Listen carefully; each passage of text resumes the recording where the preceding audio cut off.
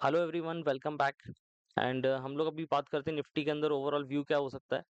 और जैसा कि मुझे देख के लग रहा है यहाँ पे कि मार्केट एक रेंज में चल रहा था काफी टाइम से। ये रेंज था जो उसको मार्केट फॉलो कर रहा था। यहाँ पे देखो एक चैनल में चल रहा था। ये चैनल में चलते चलते उसने यहाँ पे एक ब्रेकआउट दिया। ठीक है, ब्रेकआउट के बाद यहाँ पे एक सेलिंग आया और इसको लीड किया ओवरऑल यूएसए का जो टैरिफ न्यूज था। देन उसके बाद टैरिफ न्यूज जब होल्ड हुई तो यहाँ से बाउंस देखने मिला। यूएस मार्केट भी ये टाइम पे बहुत वोलेटाइल था। 10-10 12-12% के मूव आ रहे थे।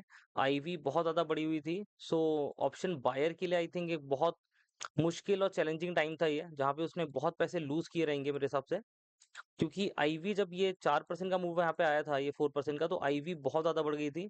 अब आईवी क्या होता है और विक्स क्या होता है, ये सब के ऊपर मैंने ऑलरेडी वीडियो बनाया है, बट मैं और भी नेक्स्ट टाइम कोई वीडियो बना के बता दूंगा तो आपको समझ में आएगा मैं क्या एग्जैक्टली बोल रहा हूँ। और ये कॉन्सेप्ट्स कवर करना बहुत इंपॉर्टेंट है। अगर आपको ये सब नहीं पता है तो फिर आप ऑप्शंस में पैसे नहीं बना सकते। इवन सेलर को तो बहुत ज्यादा ध्यान रखना है। अगर बायर है तो फिर भी वो छोटा प्रीमियम देता है, बट अगर वो सेलर है तो उसके लिए तो फिर बहुत मैसिव लॉसेस हो सकते हैं अगर वो आईवी और विक्स नहीं ट्रैक कर रहा है तो। सो यहाँ पे जब मार्केट गिरा था तो आईवी आई थिंक 60-65 तक पहुंच गई थी। और उसकी वजह से प्रीमियम इतने ज्यादा एक्सपेंसिव हो गए थे। तो जिसने पोजीशन ओवरनाइट होल्ड की होगी उसके पास तो बहुत मैसिव प्रॉफिट आया रहेगा। उसके बाद जब मार्केट बाउंस हुआ और यहाँ पे जो एक्सपायरी हुई साइडवेज एकदम, तो यहाँ पे आई थिंक बहुत पैसा टूटा है लोगों का। बहुत बायर्स बर्बाद होंगे यहाँ पे। क्योंकि मैं देख रहा था कि 300-300 400 रुपए का प्रीमियम है एक्सपायरी के दिन, और वो थोड़ी देर के बाद 11-12 बजे तक वो 12-13 रुपए का बचा है। इतना मैसिव प्रीमियम टिके हुआ और आईवी पूरी तरीके से क्रैश कर गई यहाँ पे, कहीं एक्सपायरी थी। सो वो टाइम पे बायर्स ने बहुत मैसिव मनी लूज की है, क्योंकि राइटर को एक मौका मिल गया बहुत एक्सपेंसिव प्रीमियम पे ऑप्शन राइड करने के लिए। सो ये टाइम पे पैसा काफी बर्बाद हुआ। उसके बाद भी मार्केट ऊपर जा रहा था, गैप अप पे गैप अप मिल रहे थे और छुट्टियां भी बहुत सारी थी। सो यूएस मार्केट में जो हो रहा था वो हम लोग एंटिसिपेट ही नहीं कर पा रहे थे ना। हमें एग्जैक्टली उसका रिएक्शन नेक्स्ट डे मिल रहा था, क्योंकि फिर छुट्टी आ जाती है। फिर कोई ना कोई छुट्टी थी तो उसकी वजह से हम लोग एग्जैक्टली देख नहीं पा रहे। और अभी भी लॉन्ग वीकेंड है तो फिर 3 दिन की छुट्टी है। सो बहुत ज्यादा छुट्टी हो रखी है अभी। तो अब आपको एक गैप दिख रहे हैं ना, एक देखो यहाँ पे मैं आपको दिखाता हूँ। ये जो गैप्स है ये इसीलिए, एक गैप यहाँ पे था, एक यहाँ पे था, एक यहाँ पे था। उसके बाद अब देखो यहाँ पे मार्केट कंसोलिडेट होना स्टार्ट हो गया। लास्ट 3 दिन से मार्केट कंसोलिडेट हो रहा था यहाँ पे। और देन फिर इसने एक ब्रेकआउट दिया और ब्रेकआउट बहुत एकदम मास्टरपीस था यहाँ पे। बहुत अच्छे तरीके से ब्रेकआउट मिला एक रेंज कंसोलिडेशन का। और मार्केट में short covering I on the day of expiry. और काफी बढ़िया मूव था ये, अच्छे पैसे बने इसके अंदर। क्योंकि आपको देखो, मैं अगर अब यहाँ पे मार्क करके दिखाता हूँ, देखो यार ये एक रेंज थी जो टॉप पे ये 23,300 टू 400 के बीच में बन रही थी, है ना। बहुत छोटी रेंज थी। कंटिन्यूसली मार्केट 2 दिन यहीं पे टाइम पास करता गया करता गया करता गया। और यहाँ पे आई थिंक एक न्यूज आया था कि Chinese government is ready to negotiate for tariffs. ठीक है, यहाँ पे न्यूज आया था तो एक बाउंस ये मिला। नेक्स्ट डे मार्केट एक गैप डाउन खुला, देन अगेन बाउंस आया। और फिर उसके बाद जो शॉर्ट कवरिंग हमको देखने मिली है वो एकदम नेक्स्ट लेवल थी। ये तो चार्ट मैंने छोटा सा ही ओपन किया। अभी देखो यहाँ पे, अब देखो कितना मैसिव शॉर्ट कवरिंग था यहाँ पे। जितने भी शॉर्ट्स थे उन्होंने अपनी पोजीशन कवर की बिकॉज ऑफ एक्सपायरी। और हमको एक बहुत मतलब नेक्स्ट लेवल मूव हमें देखने मिला। और अभी एक चीज और मैं आपको कुछ वीडियोस के अंदर बताऊंगा कि अगर एक्सपायरी पे मूव आने वाला है तो आपको कैसे पता चलेगा कि मूव ये आ सकता है एक्सपायरी पे कि नहीं आ सकता है।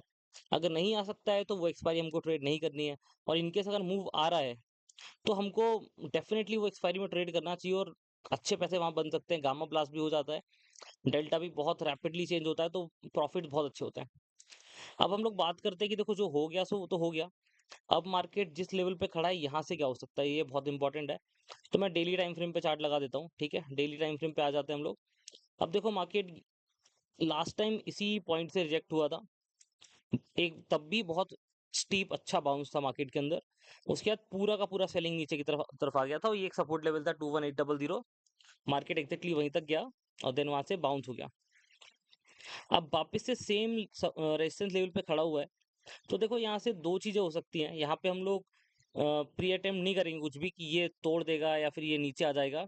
हम लोग वेट करेंगे मार्केट को सिग्नल देने के लिए कि वो क्या करना चाहता है ना। अभी एक्सपायरी खत्म हुई है तो डेटा भी इतना कुछ रेलेवेंट रहेगा नहीं कि क्या ओवरऑल डेटा बना हुआ है, क्योंकि राइटिंग थोड़ी होगी, थोड़ा पोजीशन बिल्डअप होगा तो हमको बेटर समझ में आएगा कि भाई करना क्या है यहाँ पे।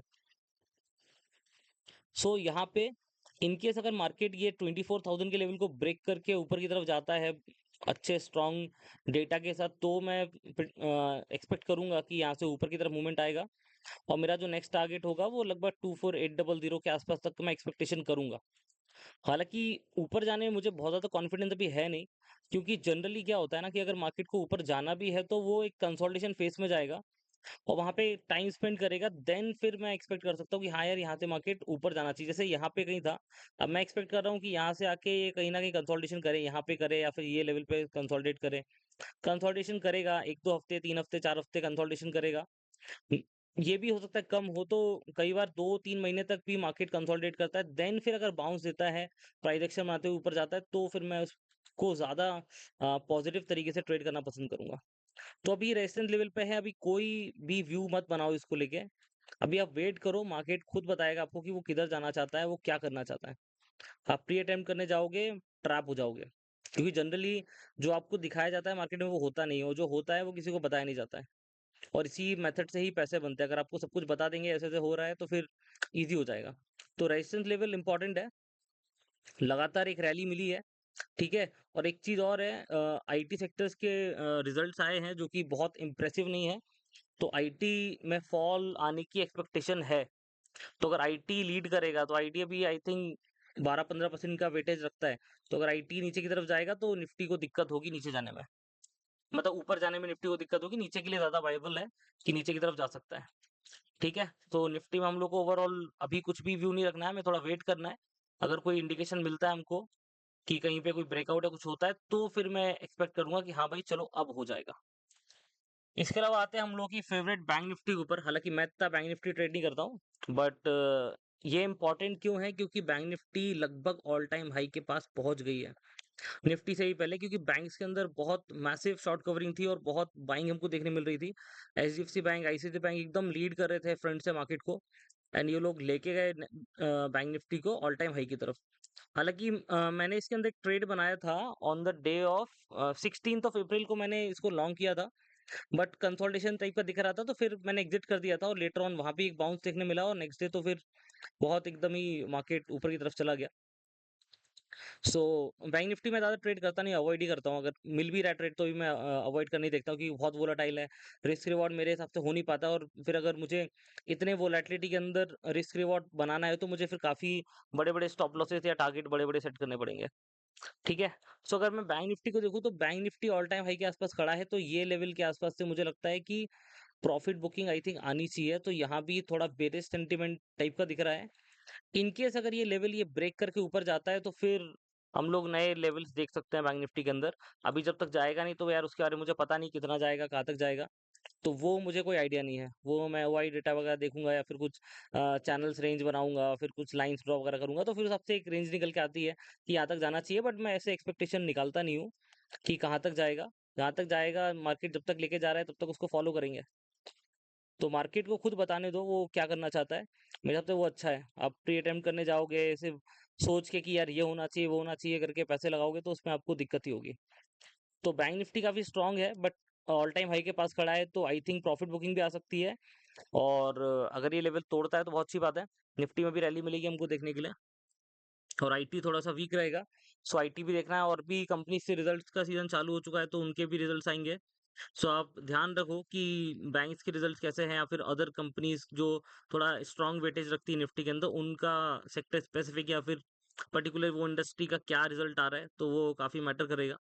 इसके अलावा गाइस, मैं अभी इंटरनेट चेक कर रहा था, तो मैंने एक ट्रेडर को देखा जिनका नाम है मिस्टर प्रकाश गाबा, और आप लोगों ने भी इनको काफ़ी देखा रहेगा। ये इनका चैनल है, ठीक है? और ये मार्केट एनालिसिस बताते हैं कैसा क्या है। तो इनका एक्सपीरियंस मार्केट में काफ़ी लंबा है, और ये पर्टिकुलरली सिर्फ़ कैंडलस्टिक और प्राइस एक्शन को ही ट्रेड करते हैं, जैसा मैंने अभी तक देखा है ना? डेली वीडियोज़ भी डालते हैं, यहाँ तक जाना चाहिए, ये लेवल है, इम्पोर्टेंट है। सो मेरे एक्चुअली मैं कुछ लोगों को थोड़ा-सा पढ़ाता भी हूँ इसके बारे में कि कैसे मार्केट काम करता है, क्या होना चाहिए करके। सो जनरली लोगों के क्वेश्चन्स होते हैं कि हम लोग चार्ट देख के कितना अच्छा ट्रेडर बन सकते हैं। बट अभी कैसा होता है कि चार्ट देख के आप पर्टिकुलर स्टॉक्स के अंदर तो काफ़ी अच्छा कर लोगे बिगर टाइम फ्रेम में, बट इंडेक्स को अंडरस्टैंड करना थ्रू कैंडलस्टिक चार्ट्स, वो थोड़ा मुश्किल हो जाता है। हालाँकि मैं भी चार्ट रीडिंग ही कर रहा हूँ, मैं आपको जो एनालिसिस दे रहा हूँ वो चार्ट रीडिंग के थ्रू ही दे रहा हूँ और यूजुअली मेरा जो ट्रेडिंग का जो आइडिया होता है वो इंट्राडे बेसिस पे होता है। सो मुझे उसके लिए बहुत ज़्यादा ऐसे बड़े-बड़े मूवमेंट नहीं चाहिए कि यार इतना मार्केट भाग जाएगा तो मैं पूरा कैप्चर करूँगा। मुझे एक छोटा-सा डिसेंट प्रॉफिट चाहिए और मैं उसको लेके निकल जाता हूँ क्योंकि इंडेक्स के अंदर ऑप्शंस जो हैं वो पेरिशेबल एसेट है। वो रुकता नहीं है, जितना आप टाइम इसको दोगे तो उतना ज़्यादा वो लाइक थीटा-टिकी की वजह से कम होता जाता है और मैं यूजुअली बाइंग पे ज़्यादा फोकस करता हूँ, तो मेरे लिए वहाँ पे बहुत ज़्यादा टाइम स्पेंड करना मेरे को प्रॉब्लम दे सकता है। सो मैंने इनको देखा, ये लोग ये काफ़ी अच्छा चार्ट एनालाइज़ करता है और इनका एक्सपीरियंस भी काफ़ी अच्छा है और आई थिंक जब 2008 या 2008 के पहले 2002 से 2010 के आसपास टेक्निकल एनालिसिस बहुत अच्छा काम करता है, तो ये आई थिंक वो टाइम से ही कर रहे हैं। सो अभी क्या होता है जैसे कि कोई आदमी बहुत टाइम से कोई पर्टिकुलर मेथड यूज़ कर रहा है और वो एक पर्टिकुलर टाइम पे काम कर रहा था और कुछ टाइम बाद वो अगर वो काम करने में थोड़ा-सा प्रॉब्लम क्रिएट करता है, तो जो उसको ऑलरेडी यूज़ कर रहा है, तो वो उसके अंदर कुछ मॉडिफिकेशंस लेके आ जाता है। कि ऐसा दिखना चाहिए, वैसा होना चाहिए और वो मल्टीपल बार वो सेम पैटर्न देख चुके होते हैं। सो यूजुअली ऐसे लोग उसको ब्रेक थ्रू कर लेते हैं और उनके पास एक अच्छा मेथड बन जाता है। जो नए लोग हैं वो भी कैंडलस्टिक को आके देखते हैं, सबके सब वही देख रहे हैं, तो उनको काफ़ी दिक्कत होती है कि यार ये यहाँ पे ऐसा हो रहा है, वहाँ पे वैसा हो रहा है, ये काम क्यों नहीं कर रहा, वो काम क्यों नहीं कर रहा है। सो हर एक बंदे का पर्टिकुलर मेथड होता है, तो मैं रिकमेंड करूँगा अगर आपको चार्टिंग वगैरह थोड़े से अच्छे सीखनी है, तो आप इनको थोड़ा फ़ॉलो करो कुछ दिन। ये सिर्फ़ चार्ट के ऊपर ही ज़्यादा बताते हैं चीज़ों को।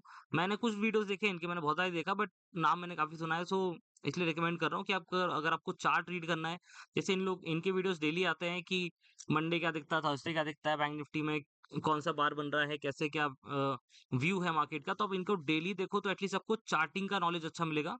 कि मुझे चार्ट कैसे एनालाइज़ करना है, तो आई थिंक ये चीज़ काफ़ी अच्छी रहेगी, तो आप इनको फ़ॉलो कर सकते हैं और आई थिंक वहाँ से आपको काफ़ी नॉलेज मिल जाएगी देखने के लिए। और बाकी ओवरऑल अभी हम लोग का कोई व्यू नहीं है मार्केट को लेके। मंडे, ट्यूसडे थोड़ा-सा मार्केट कुछ दिखाएगा, हमको बताएगा कि भाई मैं ये करने जा रहा हूँ। सो फिर हम व्यू बनाएँगे और देन उस हिसाब से ट्रेड करना पसंद करेंगे। और अभी विक्स भी आई थिंक 15 तक आ गई है, हालाँकि अभी भी ज़्यादा ही है, थोड़ा-सा और नीचे आएगी 12-13 तक आएगी तो फिर मुझे ज़्यादा सुकून मिलेगा कि चलो ठीक है, विक्स अभी टूट गई है तो हम लोग अच्छे से ट्रेड कर सकते हैं। राइटिंग में भी लाइक एलोकेशन करने का प्लान है बट वो अभी मैं विक्स बहुत ज़्यादा बढ़ी हुई है तो मैं बड़े मोमेंटम नहीं उसको एक डायरेक्शनल वे में लेके जाना चाहता हूँ और साइडवेज़ तो मुझे अभी हाल-फिलहाल तो नहीं दिख रहा है तो मैं उसको अवॉइड ही कर रहा हूँ। ठीक है गाइस, तो आज ये वीडियो के अंदर इतना ही है, बाकी कुछ नया आता है तो मैं आपको अपडेट करता हूँ। और ओवरऑल अभी आपको इंटरनेशनली जो भी न्यूज़ चल रहा है उनको थोड़ा ट्रैक करो। आई थिंक वहाँ से आपको हेल्प मिलेगा टू अंडरस्टैंड कि कहाँ पे क्या होने वाला है, क्या इकोनॉमी में बड़े चेंजेस आने वाले हैं। क्योंकि वो सारी चीज़ें ओवरऑल डिसाइड करेंगी कि मार्केट का इन टाइम डायरेक्शन होगा क्या? आने वाले टाइम में मार्केट का क्या डायरेक्शन होगा, वो कुछ पॉलिसीज़, कुछ टैरिफ्स और ये सब चीज़ें ही, इंटरेस्ट रेट्स वगैरह ही डिसाइड करेंगी कि मार्केट का क्या होने वाला है।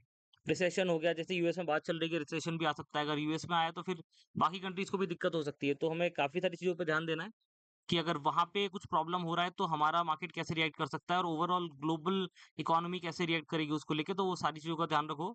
तो आई थिंक आपको प्रेडिक्शन करने में आसान होगा। तो ये वीडियो के अंदर इतना ही है। आपको कुछ डाउट रहता है तो प्लीज़ कमेंट में डालिए, आंसर करने का ट्राई करता हूँ।